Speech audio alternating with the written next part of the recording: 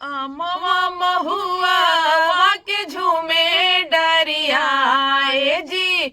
अमवा महुआ के झूमे डरिया तनी ताकी न बलमुआ हमार ओरिया। तनी ताकी न बलमुआ हमार ओरिया। अमवा महुआ के झूमे डरिया ए जी।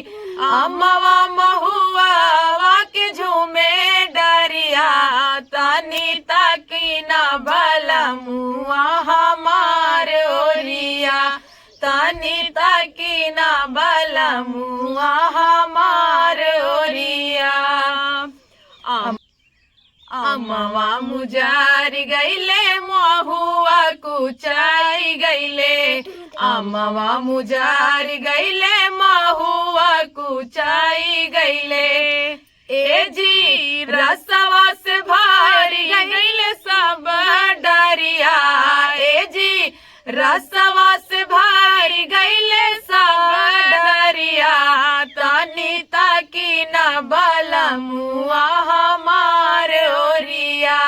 तनी ताकी न बलमुआ हमार ओरिया। अमवा महुआ के झूमे डरिया ए जी।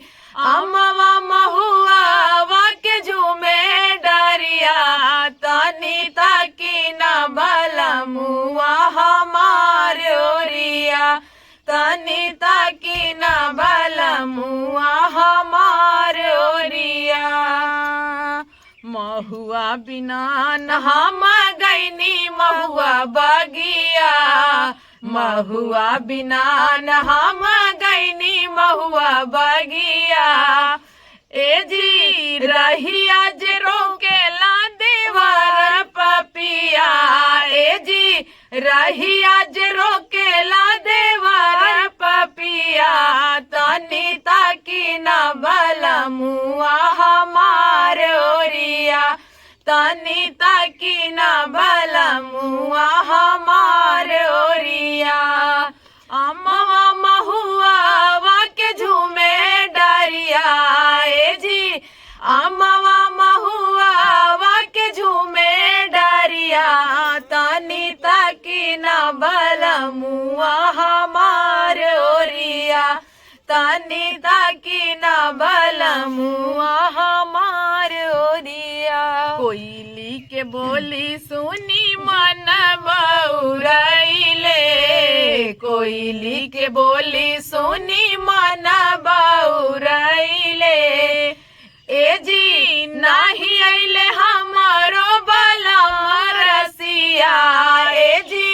नाही अइले हमारो बलम रसिया तनी ताकी न बलमुआ हमार ओरिया। तनी ताकी न बलमुआ हमार ओरिया। अमवा महुआ के झूमे डरिया ए जी। अमवा महुआ के झूमे डरिया तनी ताकी न बलमुआ हमार ओरिया। तनी ताकी न बलमुआ हमार ओरिया। तो भैया अरे आम एक सीजन है यही नाते आम वाला गीत सुनाए है आप सबके। कैसन लाग होई कमेंट में जरूर बताओ जाए। अगर अच्छा लाग होई तो एक शेयर जरूर कर दिया। और ये देखा हमारे सिस्टर बहुत दूर से आई हैं, जौनपुर से आई हैं हमारे यहाँ घूमे खातिर। तो हमार दोनों जनी के राग गीत कैसन बा हाव भाव मिले ताकि नाई फेस कटिंग तो मिलबे करत है। जे ना जानत ते कहा था कमेंट में तहार बहिन नहीं का। तो भैया अरे हाँ रियल में हमार बहिन नहीं। तो गनवो बता दिए हमारे से खाव भाव गीत राग मिलत है कि नहीं। तो चला आप सब ऐसे बना रहा जा। अगर नया नया हाथ गया तो जल्दी जल्दी फॉलो कर लीजिए जा। चैनल पर देखा हाथ गया सब्सक्राइब कर लीजिए जा। और का बोल जाता फिर मिलब अगले वीडियो में अगले गीत के साथ। Tata bye by.